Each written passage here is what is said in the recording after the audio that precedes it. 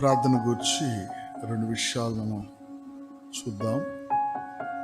మత్తయి సువార్త 26వ అధ్యాయం 36 నుంచి 38 వరకు మనం చదువుదాం.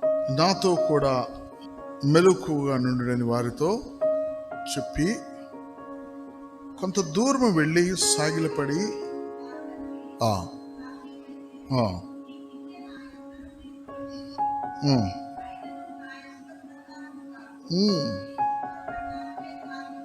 యేసుక్రీస్తు ప్రభువారు తన చుట్టూ ఉన్న వాళ్ళు నిద్రపోతున్నా అతనికి నిద్ర వచ్చి మీద పడిన నిద్రకు నిద్ర రాదు.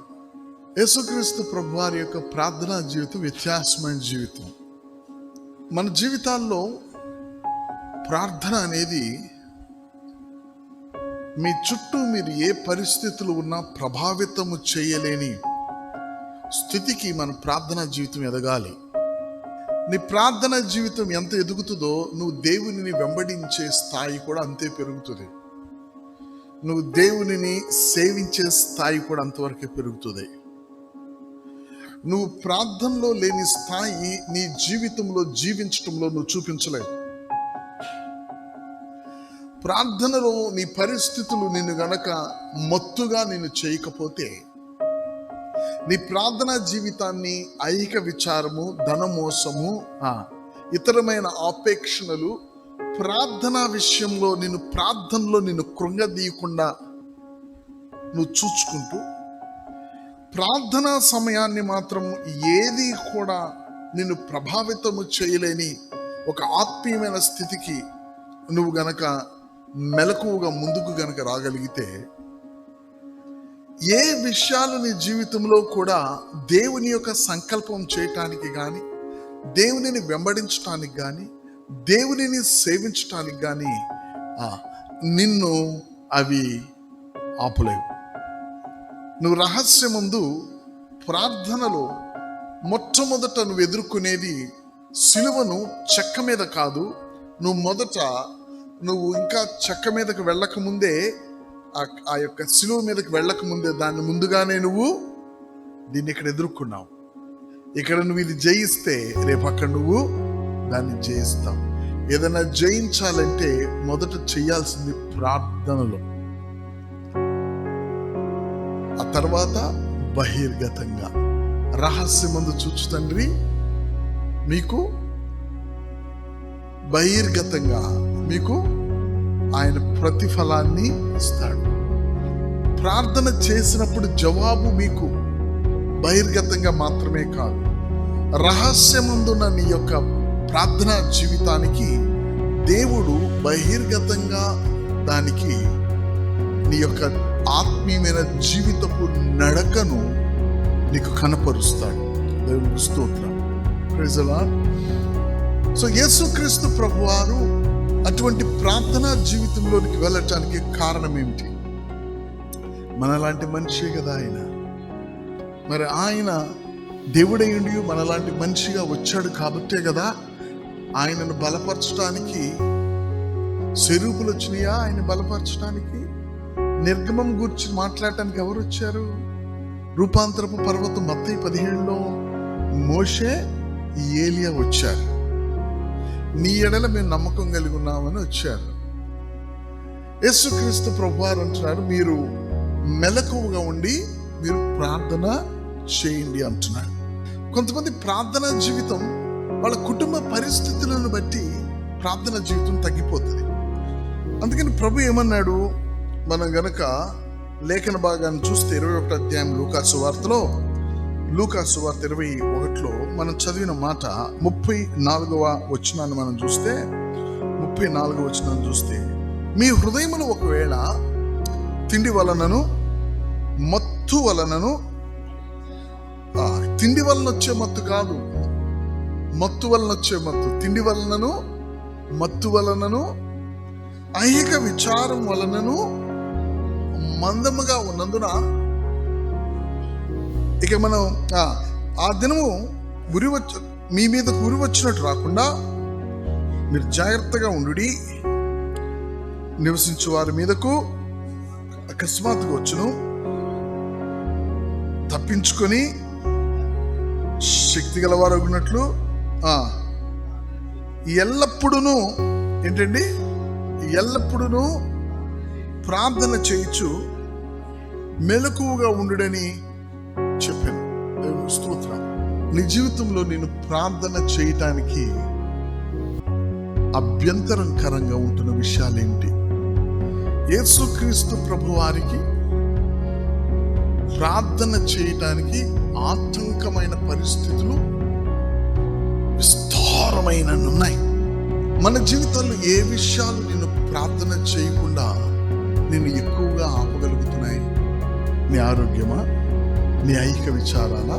ఎందుకని ప్రార్థించేవారు ప్రార్థన చేయగలుగుతారు, ప్రార్థించిన వారు ప్రార్థించి ఒక సమయానికి ప్రార్థించలేని వారుగా మారుతారు.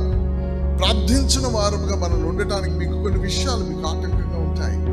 అందుకనే జ్ఞానము కలిగి ఆత్మీయంగా నేను నడవటానికి రేపు పొద్దున్న ఏది ఆటంకం అవ్వచ్చో ముందుగా గ్రహించుకొని నువ్వు ఇప్పుడే రేపటికి మార్గం ఏర్పాటు చేసుకోవాలి. ఆ దినము అకస్మాత్తుగా రేపు నేను మార్గం సిద్ధపరచుకుంటానంటే కుదరదు. ఇప్పుడే నువ్వు మార్గం సిద్ధపరచుకోవాలి. మార్తకు ప్రభుతో సమయం గడపడానికి సమయం లేదు. ఎందుకంటే ఆమె విస్తారమైన పనులను ఆమె పెట్టుకొని ఆమె తొందరపడి యేసు ప్రభువుని కూడా డిస్టర్బ్ చేస్తుంది. నువ్వు యేసు ప్రభు దగ్గర కూర్చోవడానికి అంతవరకే నువ్వు నీ పనిని పెట్టుకోవాలా. యేసు ప్రభు దగ్గర కూర్చోలేని పనులు, భారం నెత్తి మీద పెట్టుకోకూడదు. యేసుక్రీస్తు ప్రభువారు మనం చదివిన లేఖన భాగం ప్రకారం ఆయన ఆ విధంగా ప్రార్థన చేయడానికి కారణం ఏంటి? ఆయన మాట అన్నారు అక్కడ మత్తయిలో 20:38 ఏమంటారంటే, మరణమంతగా నా ప్రాణము బహు దుఃఖములో మునిగి ఉన్నది. యేసుక్రీస్తు ప్రభువారు హృదయం చాలా భారంగా ఉంది. ఎలా ఉందండి? భారం. మీకు విషయం చెప్పనా? మీరు తీసుకుంటారా? నీ హృదయము భారాన్ని బట్టే నీకు ప్రార్థన ఉంచదంతే. నువ్వు 4 గంటలు ప్రార్థన చేసి తలుపేసుకున్నా కూడా నీకున్న భారం నేను ప్రార్థన చేపిస్తాను. అందుకే చూడండి, నా కూతురు ప్రసవించాలండి అని రాత్రంతా వాళ్ళు కూర్చొని ప్రార్థన చేస్తారు. మరి అదే ప్రార్థన నువ్వు వేరే వాళ్ళకి ఎందుకు చేయలేవు? లేక దేవుడి యొక్క ఆలోచనను గ్రహించడానికి ఎందుకు చేయలేవు? దేవుని యొక్క విషయాల కొరకు ఎందుకు చేయలేవు? ఈరోజు మా వాడిది ఎగ్జామ్ అండి, 1 గంట ఎక్కువ ప్రార్థన చేస్తుంది తల్లి. నీ యొక్క మేలు విషయం నీకు 1 గంట మెలకువగా ఉండటం తెలిసే, దేవునికి ఇష్టమైన విషయాలను కనుగొనే ఆయన యొక్క భారాన్ని గ్రహించగలిగి ప్రార్థన ఎందుకు చేయలేవు నువ్వు? ప్రార్థన అనేది మీ జీవితాల్లోనికి దేవుని యొక్క భారాన్ని తీసుకుని రావాలి. ఎందుకు నీకు 1 గంట ప్రార్థన లేదంటే నీకు ఆ భారం లేదు కాబట్టి. నీ జీవితంలో ప్రభువు నుంచి భారం నీకు లేకపోతే నీకు ప్రార్థన ఉండదు. ప్రార్థన ఫస్ట్ చాప్టర్లో రావటం అంటే అది కేవలము ఎవరికి తెరవబడుతుంది ఆ పుస్తకం అంటే ఆయన భారము కలిగిన వారికి తెరవబడుతుంది. ప్రార్థన అనేది దేవుని యొక్క భారము మన లోపలికి రావటం. నిన్ను ప్రార్థన చేయకుండా ఉండమను, భారం కలిగిన వ్యక్తిని ప్రార్థన చేయకుండా ఉండమను. వాడు ప్రార్థన చేయకుండా ఉండలేడు. వాడికి తెలియకుండా వాడు ప్రార్థన చేస్తూనే ఉంటాడు. పౌలు శీలలు పాటలు పాడి ప్రార్థన చేశారు. ఎందుకు అలా చేస్తే సంఖ్యలు ఊడుతాయనా? వాళ్ళను కొడితే వాళ్ళు చేసిన ప్రార్థన ఏంటి? మమ్మల్ని కొట్టారు చూడయ్యా కాదు. ఏ విధంగా నీ చేతిని చాపి నీ బాహువుతో గొప్ప కార్యాలు చేసావో, నీ వాక్యం ప్రకటించటానికి, వీరి మధ్య నీ వాక్యం ముందుకు వెళ్ళటానికి ప్రభువా నీ చేయిని చాపిన వాడుగా ఉన్నామని వాళ్ళు ప్రార్థన చేశారు. అప్పుడు ఆయన మరలా వాళ్ళని నింపి భూమి బద్దలైంది. గమనించండి, భారము అనేకమైన బంధకాలను బద్దలు చేస్తుంది. నేను చెప్తాను, అప్పుడు నువ్వు ప్రార్థన అనే పుస్తకపు మొదటి పేజీ అట్ట తీసావు అని చెప్తాను. You are just open. ప్రార్థన ఏం చేయమన్నాడు ప్రభు ఈ భూమి మీద అంటే, పరలోకమందున్న మా తండ్రి, నీ నామం పరిశుద్ధపరచబడు గాక. దేవుడు మహిమపరచబడాలి, దేవుడు రెస్పెక్ట్ చేయబడాలి, దేవుడు ప్రజల చేత ఆయన ఆయన ఆయన ఆయన ఆయన నామానికి ప్రజలు భయపడాలి. నీ యొక్క చిత్తము నెరవేర్చబడును గాక, నీ రాజ్యం వచ్చును గాక, పరలోకమందు నెరవేర్చబడి భూమి యందు నెరవేర్చబడును గాక. దేవుని రాజ్యం గూర్చి, దేవుని చిత్తము లేక దేవుని సంతోషం గూర్చి, దేవుని నామపు మహిమను గూర్చి, మన దినాహారం నేడు మాకు దయచేయమది ఇంకొక స్టోరీ. దేవునికి స్తోత్రం. చివరికి రాజ్యము శక్తియు మహిమని నీదై ఉన్నది గనుక. Praise the lord.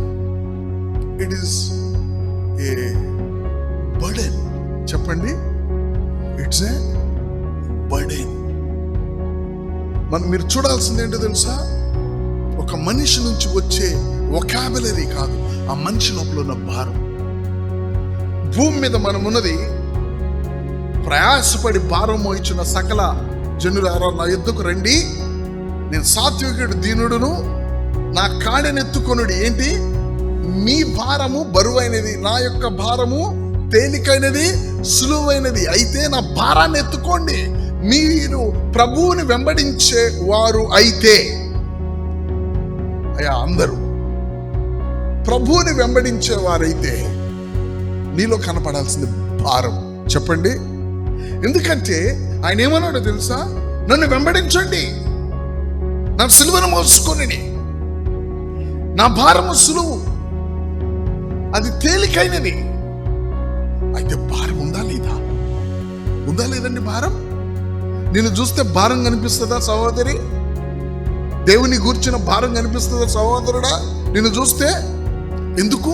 యేసయ్య పిలిచాడు. చదవండి, అది 11వ అధ్యాయం 29వ వచనం, మత్తయి సువార్త 28-29 వచనాలు. మీరు మీ భారాలు మోసుకుంటున్నారు, నిద్రలేక వేదన పడుతున్నారు. మీరు ఎవరు కాడనేది భారం అవునా కాదా? భారమే. కానీ ప్రభు అంటాడు, కాడి భారం అని నాకు తెలుసు, కానీ ఈ కాడే అని. ఆ కాడి గురించి ఏం మాట్లాడుతున్నాడు చూడండి.